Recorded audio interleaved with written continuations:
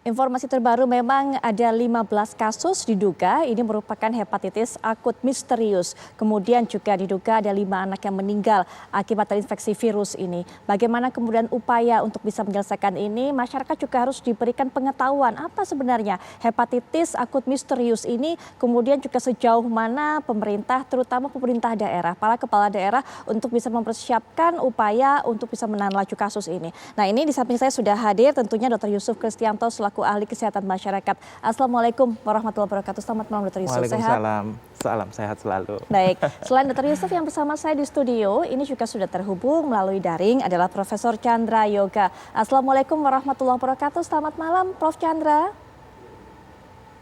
Baik, nanti kita akan coba untuk bisa menghubungi dan juga kita akan dengarkan pandangan dari Prof. Chandra Yoga. Nanti kami juga akan ajak Anda untuk bisa berbincang-bincang mengenai penanganan yang akan dilakukan oleh kepala daerah dari DKI Jakarta dan juga Jawa Timur. Karena di 2 provinsi ini ada anak-anak yang kemudian meninggal dunia dan diduga akibat adanya hepatitis akut misterius ini.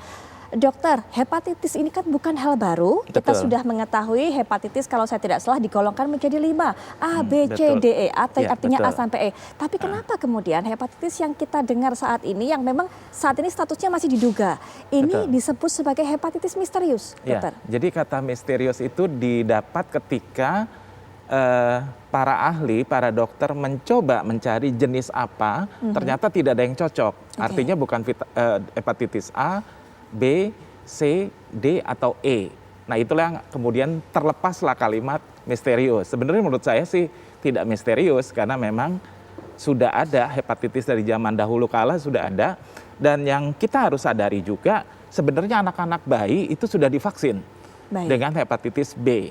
Jadi sebenarnya kalaupun ini tipe yang baru, tetapi memori dari sel kita pasti akan tahu bahwa ini ada virus hepatitis. Meskipun itu jenis yang misterius. Artinya kalau anak-anak kita yang sudah rajin divaksin, biasanya kerentanannya pasti akan lebih kurang ketimbang yang sama sekali belum divaksin. Nah, itulah kata kuncinya. Jadi tidak terlalu kita perlu takut. Betul. Karena memang penularannya pun bukan seperti COVID. Karena itu kan aerosol, ya, berbahaya. Penularannya tapi kalau melalui apa, Dok? Sentuhan makanan. Jadi kalau misalkan kita pun ketemu dengan orang hepatitis, kalau tidak kita bersentuhan, tidak kena ludah, tidak kena cairan dari tubuhnya atau darah dari tubuhnya, kita tidak akan pernah tertular, gitu loh.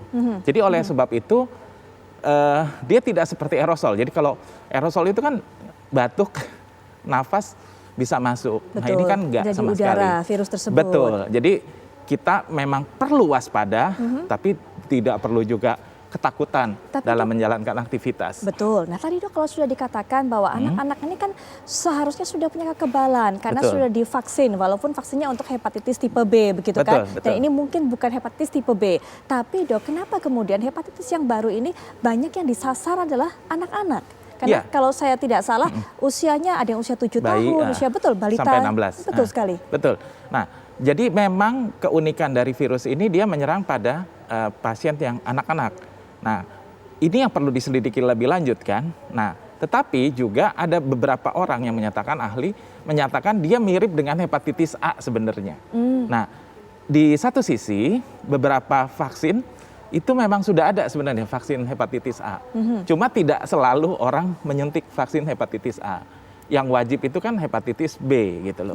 Nah, ternyata vaksin hepatitis A juga sudah ada sebenarnya. Cuma jarang disuntikan pada beberapa anak. Artinya kemudian ibu-ibu atau juga para orang tua harusnya saat ini membekali anak-anaknya dengan vaksin hepatitis A? Boleh menambah, tapi kalau jenisnya memang ini belum terdeteksi. Jadi beberapa negara sedang mengembangkan, sedang mencari. Saya sih seperti waktu COVID ya, kita semua kan belajar dengan kejadian. Jadi mereka mencari, kemudian mencari strainnya apa sih nih virus ini, supaya nanti terdeteksi dengan baik dan mendiagnosanya dengan baik, dengan tepat, dan memberi pengobatan yang baik. Nah, Prof. Chandra kayaknya sudah ada. Baik, sudah hadir pula saat ini melalui daring untuk bisa memberikan pendapatnya kepada masyarakat juga. Ini menjadi ilmu yang berharga juga untuk masyarakat. Prof. Chandra Yoga, Assalamualaikum warahmatullahi wabarakatuh. Selamat malam Prof. Chandra. Waalaikumsalam warahmatullahi wabarakatuh. Saya nggak Baik. kelihatan gambarnya ya? Oke lah, nggak apa-apa. Tapi kami dan juga masyarakat bisa melihat Prof. Chandra. Baik, Oke. selain juga ada Prof. Chandra, ada Dr. Yusuf bersama saya di studio. Kita Prof. juga sudah terhubung dengan narasumber berikutnya, Wakil Gubernur DKI Jakarta, Bang Ahmad Riza Patria. Assalamualaikum warahmatullahi wabarakatuh. Selamat malam, Bang Riza. Selamat malam, Assalamualaikum Mbak Putri Viola dan Pak Chandra. Baik, Mbak Riza mungkin kita bisa mendapatkan informasi sejauh ini, adakah kemudian kasus baru yang ditemukan terkait dengan dugaan hepatitis akut misterius ini di DKI Jakarta, Mbak Riza? Ya, sejauh ini ada 3 yang meninggal korban yang diduga disebabkan oleh penyakit hepatitis akut. Ya. Yang kedua, menurut informasi yang kami terima dari Dinas Kesehatan, telah terdeteksi setidaknya 21 kasus ya, yang sedang dilakukan penyelidikan oleh epidemiologi lebih lanjut. Ini masih dugaan ya, sedang dilakukan penyelidikan epidemiologi. Mudah-mudahan tidak masuk dalam kategori hepatitis akut, dan harapan kita tentu juga tidak mengakibatkan meninggal dan lain sebagainya. Dinkes sudah memberikan surat edaran kepada rumah sakit maupun puskesmas untuk secara langsung melaporkan setiap perkembangan yang ada di rumah sakit, dan kita tentu minta juga kepada seluruh warga Jakarta, masyarakat, apabila ada gejala yang dilihat perkembangan yang ada terkait kemungkinan penyakit hepatitis akut ini, agar segera dilaporkan ke puskesmas terdekat, rumah sakit, atau ke Pemprov DKI Jakarta. Baik, dari 21 kasus yang memang statusnya masih dugaan hingga saat ini dan masuk laporannya kepada Bang Riza, apakah memang para pasien tersebut gejala-gejala yang dialami sama semua, Bang? Ya, memang kurang lebih seperti itu gejala yang ditimbulkan ya. Nah, ini tetap dalam proses pemeriksaan penyelidikan, dan yang paling penting sekarang adalah kita terus melakukan upaya sosialisasi, dan terima kasih TV One memberitakan masalah ini agar masyarakat semuanya lebih hati-hati. Yang pertama, kami minta pada masyarakat juga, satu, untuk memastikan bahwa kita harus terus sejak ada pandemi COVID ini hidup dengan pola hidup sehat dan bersih. Yang kedua, tetap menggunakan masker, mencuci tangan, menjaga jarak. Ditambah lagi dengan hepatitis ini kepada anak-anak khususnya, juga jangan sampai menggunakan fasilitas umum yang digunakan bersama. Umpamanya kolam renang yang digunakan bersama, tempat-tempat bermain atau indoor playground yang digunakan bersama, kemudian juga termasuk umpamanya railing, tangga itu yang juga digunakan bersama dan lain sebagainya. Jadi dihindari tempat-tempat tersebut agar tidak tertular ya, atau terjangkit penyakit hepatitis akut ini. Itu salah satu. Di samping itu, beberapa yang harus kita perhatikan itu juga tidak bergantian alat makan ya. Kemudian juga hindari kontak dengan orang yang sakit, memastikan rumah terjaga kebersihan dan lingkungannya, kurangi mobilitas, hindari keramaian dan kerumunan. Di antaranya yang harus diperhatikan warga, lebih bagi anak-anak. Jadi ini yang harus diperhatikan. Kami sendiri menyiapkan fasilitas tidak kurang dari 140 ya, rumah sakit rujukan, ada puskesmas di tingkat kecamatan, ada 44, maka ada puskesmas di tingkat kelurahan tidak kurang dari 267 dengan dokter yang sudah siap ya, membantu melayani masyarakat dan warga terkait dengan potensi adanya hepatitis akut ini maupun penyakit lainnya. Yang penting masyarakat, apapun perkembangan yang ada, dirasa curigai dan sebagainya, segera dilaporkan. Baik, Prof. Chandra, bagaimana melihat hal ini? Apa yang harus diwaspadai baik oleh para orang tua, kemudian juga yang harus disiapkan oleh segala rumah sakit, kemudian juga dinas kesehatan di berbagai kota dan juga provinsi, Prof. Chandra? Kalau boleh sebelum itu, saya tidak berani membandingkan dengan COVID, tapi saya mau cerita apa yang terjadi pada COVID. Ya, supaya boleh. kita lebih proporsional ya. Baik. COVID itu pertama kali dideteksi 31 Desember 2019.